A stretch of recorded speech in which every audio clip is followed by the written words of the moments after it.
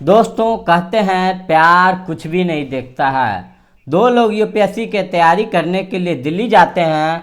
उत्तर प्रदेश से एक लड़की और राजस्थान से एक लड़का। दोस्तों दोनों को वहाँ पे मुलाकात होती है, दोस्ती हो जाती है। उसके बाद अपने अपने पढ़ाई में लग जाते हैं। कुछ दिन के बाद जो लड़का था वो एग्ज़ाम क्लियर करके आईएएस ऑफिसर बन जाता है, लेकिन जो लड़की थी उसे सफलता नहीं मिलती है, वो अपने घर चली आती है। दोस्तों फिर 7 सालों का लंबा वक्त बीत जाता है। जो आईएएस ऑफिसर थे दोस्तों वो एक दिन उस जिले का डीएम बन जाता है जिस जिले में उस लड़की का घर होता है। अब डीएम साहब अपनी दरबार लगाए थे, लोग अपनी अपनी फरियाद लेके वहाँ पे पहुँचे थे। दोस्तों वो लड़की भी पहुँची थी। जैसे वो डीएम साहब को देखती है वो चौंक जाती है, सोचती है कि ये तो वही है जिसके साथ मैं पढ़ती थी। फिर वो सोचती है कि पता नहीं ये पहचानेंगे कि नहीं पहचानेंगे।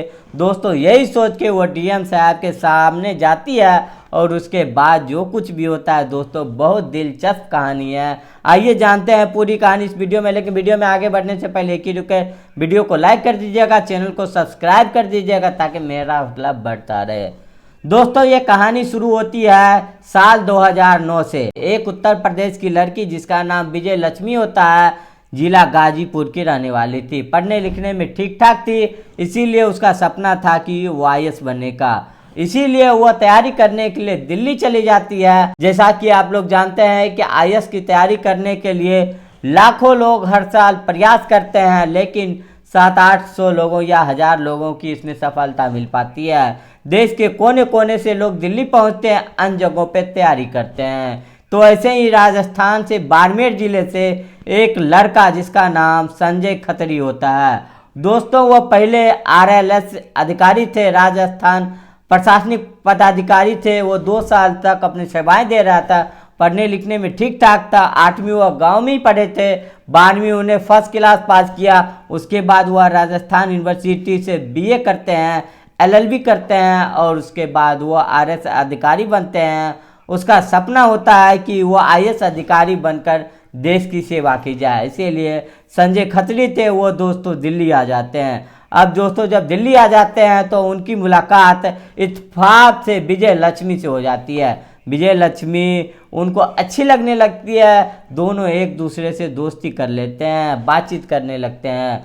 लेकिन दोस्तों यूपीएससी का एग्ज़ाम बहुत कठिन होता है, पढ़ाई बहुत मुश्किल होती है। जो स्टूडेंट इसको दिल से पढ़ते हैं अपना फ़ोन वगैरह सारा कुछ बंद कर देता है।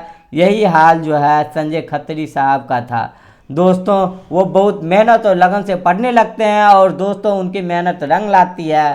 साल 2009 का एग्ज़ाम देते हैं और 67वीं रैंक उनको हासिल होती है। दोस्तों यूपीएससी एग्ज़ाम क्लियर हो जाता है। उसके बाद वो आईएएस अधिकारी बनते हैं और वो ट्रेनिंग पे चले जाते हैं। ट्रेनिंग में जाने के बाद जो है उन्हें उत्तर प्रदेश का जो है कैडर मिलता है और जो विजय लक्ष्मी थी वो कुछ दिनों के लिए दिल्ली से घर आ जाती है, गाजीपुर आ जाती है और समाज सेवा करने लगती है।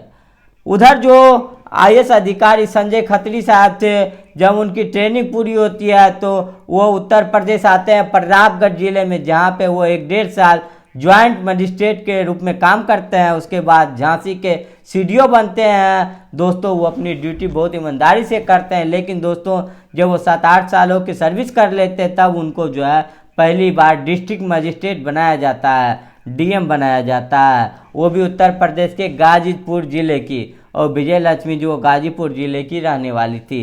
दोस्तों डीएम हो या एसपी हो वो जो है सुबह दरबार लगाते हैं और उनके पास जो है सैकड़ों लोग अपनी समस्या लेके जाते हैं, जिनका जो है पुलिस नहीं सुनती है या जो काफ़ी परेशान रहते हैं, कहीं सुनवाई नहीं होती है, तो फिर वो जो है डीएम साहब के पास जाते हैं या फिर एसपी साहब के पास जाते हैं। और तो हर रोज़ जो है डीएम संजय खत्री जो थे वो जो है उनके पास जो सैकड़ों लोग जाया करते थे। और एक दिन जो है इन्हीं फरियादियों में जो विजय लक्ष्मी थी वो भी किसी काम से जाती है। जब वो जाती है सारे लोग बैठे रहते हैं और तभी जो है वो डीएम साहब आते हैं और जैसे ही वो डीएम साहब को देखती है चौंक जाती है। वो सोचने लगती है कि अरे ये तो वही है संजय खत्री साहब जिनके साथ हम पढ़ती थी, जिनसे मेरी बातचीत थी, जिनसे मेरी दोस्ती थी। तभी वो खुश हो जाती है, सोचती है कि मेरा काम तो हो जाएगा। लेकिन फिर वो सोचती है कि वो पहचानेंगे कि नहीं पहचानेंगे, इतने बड़े अधिकारी जो हैं कौन पहचानता है। दोस्तों यही सब जो है वो उधेड़ बुनने लगती है, और जब उसकी बारी आती है तो वो संकोच करते हुए डरते हुए डीएम साहब के पास जाते हैं और डीएम साहब से कहते हैं कि सर ऐसे ऐसे समस्या है, मेरा ऐसा काम है। डीएम साहब उसको देख के मुस्कुरा देते हैं। संजय खत्री जो है पूछते हैं कि कैसी हो विजय लक्ष्मी। अब दोस्तों जैसे ही वो अपना नाम सुनती है वो खुशी से उसकी आंखों से आंसू निकलने लगते हैं। बोलती है कि मैं ठीक हूँ, आपने मुझे पहचान लिया। वो बोलता है कि तुम्हें कैसे भूल सकता है, क्यों नहीं पहचानूंगा, और हमारे ग्रुप में इतने सारे लोग थे, तुम भी तो थी। उसके बाद जो है दोस्तों उससे 1 मिनट बात करते हैं, लेकिन बहुत सारे लाइन में लगे थे, अपनी बारी का इंतजार कर रहे थे, तो इसीलिए जो है 1 मिनट वो विजय लक्ष्मी से बात करते हुए उसको आश्वासन देते हैं कि ठीक है, जिस काम के लिए आप आए हैं आपका काम हो जाएगा, मैं तो इसीलिए तो यहाँ बैठा हूँ। दोस्तों उसके बाद और सारे लोगों को समस्याएं को सुनते हैं। विजय लक्ष्मी जो है वहाँ से चली जाती है, लेकिन इस दरमियान जो है वो उससे उसका संपर्क नंबर ले लेते हैं और कहते हैं ठीक है, जब भी मैं फुर्सत में हूँगा तो तुम्हें कॉल करूँगा। और दोस्तों उसके बाद 2 दिन बाद जो है विजय लक्ष्मी को कॉल करते हैं, मिलने की इच्छा जाहिर करते हैं।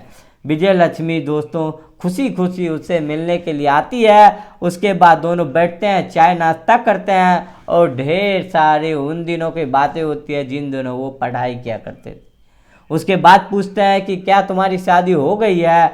विजय लक्ष्मी कहती है नहीं सर, मेरी शादी नहीं हुई है, आपकी हो गई है क्या।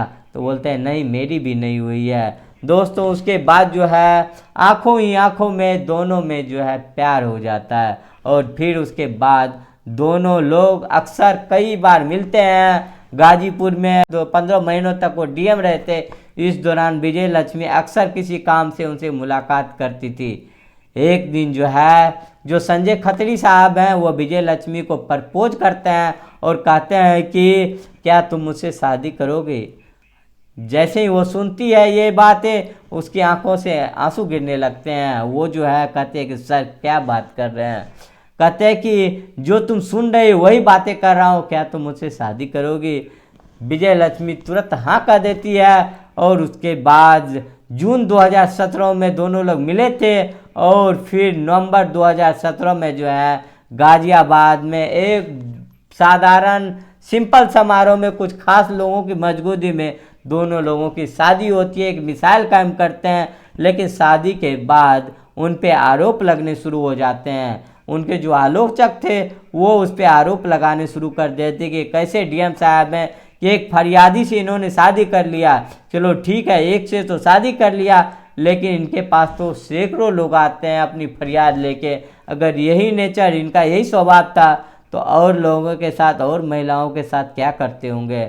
जब उन पे आरोप लगने लगते हैं, लेकिन फिर जो है डीएम साहब सामने आते हैं और वो कहते हैं कि जो विजय लक्ष्मी है वो मेरी फरियादी नहीं थी, सिर्फ वो मेरी सहपाठी थी। हम दोनों साथ में पढ़ते थे, हमारी दोनों की दोस्ती थी और हम लोग के पहले से ही बातचीत था। ऐसा नहीं था कि मैं उसे नहीं जानता था, हम दोनों में बराबर बातचीत हुआ करती थी। इसीलिए जो लोग सोच रहे हैं कि मैं फरियादी की खूबसूरती देख के शादी कर ली, ये कृपया अपना जुबान बंद रखे।